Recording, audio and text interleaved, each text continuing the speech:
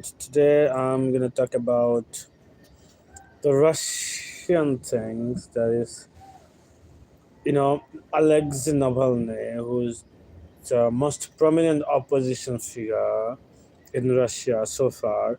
Because it's been a long time. I didn't say like maybe Vladimir Putin is in power for more than 20 years, and I didn't find anyone who will challenge him like very hardly challenge him and fighting with him like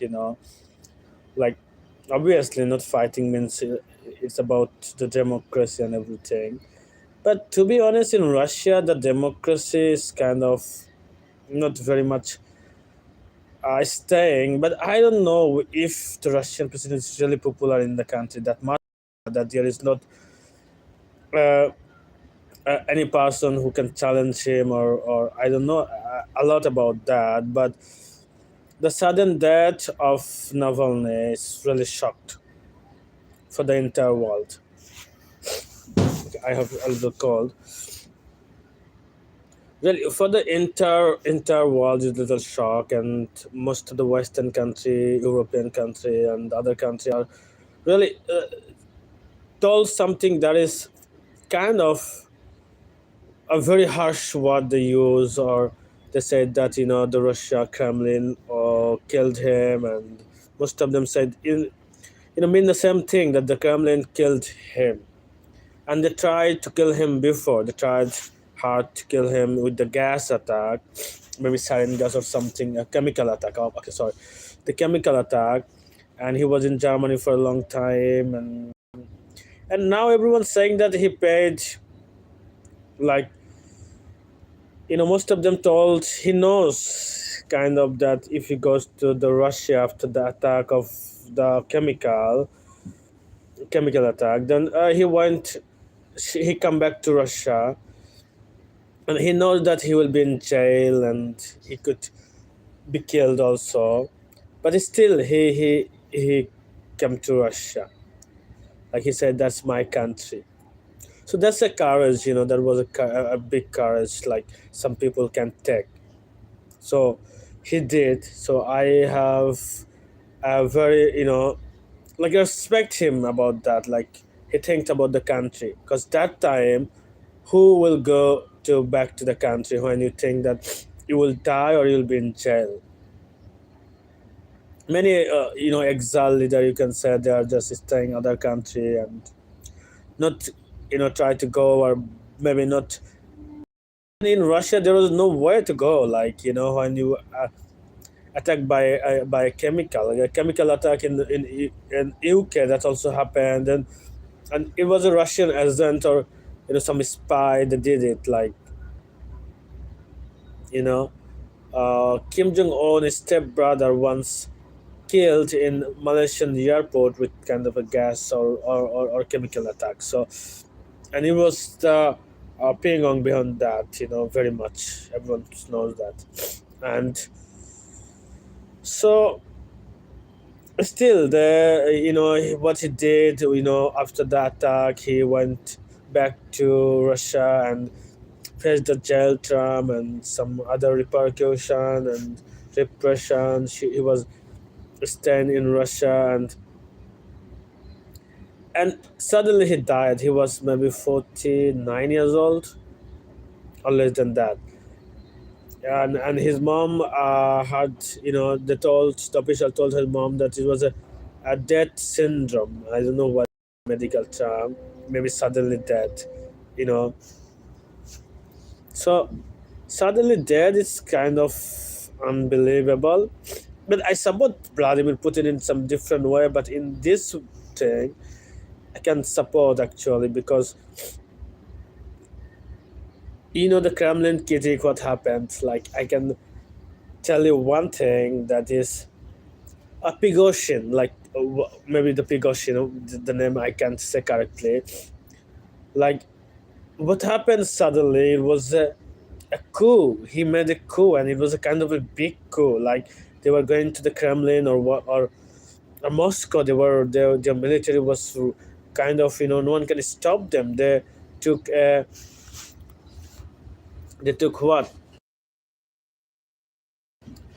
they took a military base under their control, and then the Moscow and Russian president can give a video message. There was a audio message said that that was a knife on the back. So that was kind of, he didn't like it, and everyone knows that he didn't forgive a person who betrayed. Betrayal, he said that betrayal can't be forgivable. So after that, what happened? So he said betrayal he can't forgive, and he didn't. And it was okay. Alexander Lukashenko, the Belarus president, he was a kind of negotiate with him about something that's maybe there are some issues they fixed, and they give some also that their member will not face any justice, any court or anything, and things like that. And then he stopped. But see, the Russian president, what he did is there was a plane crash, a helicopter crash with Prigozhin and other commander together. So that was seriously behind the Russian president and Russia behind, killing them. The Prigozhin, the military commander. What was the military name? It was, yeah, whatever, I forget. It was a quite common name. They are kind of not in much in discussion right now. But see, Alexander Navalny. No, Alexander, not Alexander Navalny. His name is. Okay, I can say Navalny in Russia. So that was the thing, he in the Russian president kind of doing things like that, and I don't think what he did here. And the American president also said the Russia killed him. The Kremlin behind the killing, and the most of the European country, even only China said they said that okay, that's their internal matter, and they can handle it better than any other else. So we can't interfere in anyone's internal matter. But after after sometimes the NATO Secretary General there in Munich Security Council, and he said that that's can't be an international matter. Yeah, that's kind of thing that a country can't do like everything without any kind of saying any, because it's a world and we are living together, but it's kind of a country, when there's a repercussion, there is a torture, things like that, other people. So we have to say, as a country's government, and in a respectable position, you have to say, you have to raise your voice about the injustice and things like that happening in our killing, and minority killing, things like happening in no democracy. So you have to raise your voice, like as a president or prime minister in other country. I think that's a good thing to do. So everyone said that that's behind the Kremlin to kill him, and I also kind of believe that, because there was so many things to believe, so many things happened, because Russian president can't take the challenge actually now, I think.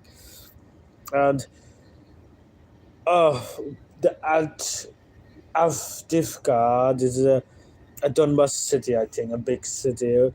It was a the front line, and Ukrainian soldiers were holding it for a long time, maybe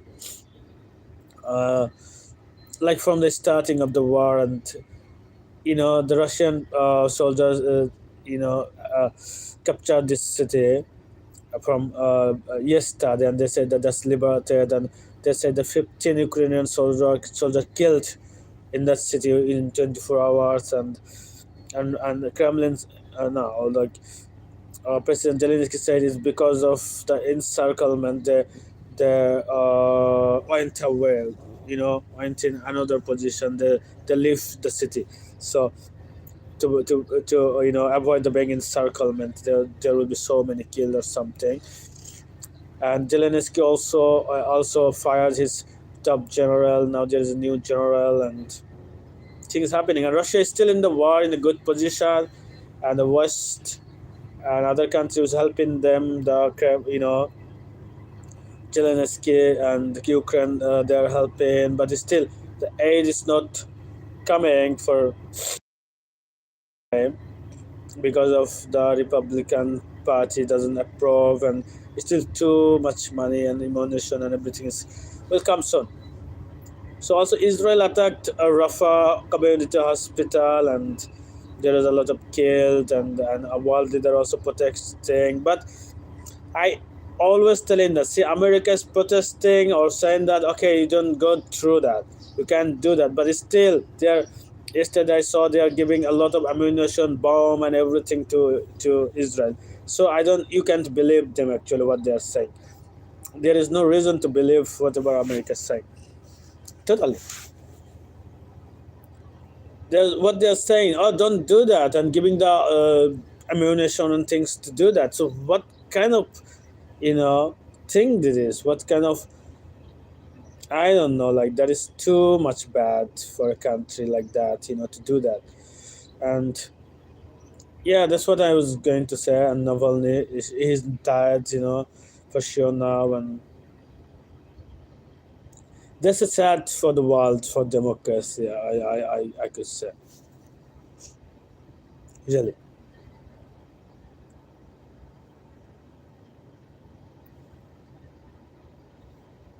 So okay, I'm just lecture. Okay, then goodbye. Have a good day. Bye bye.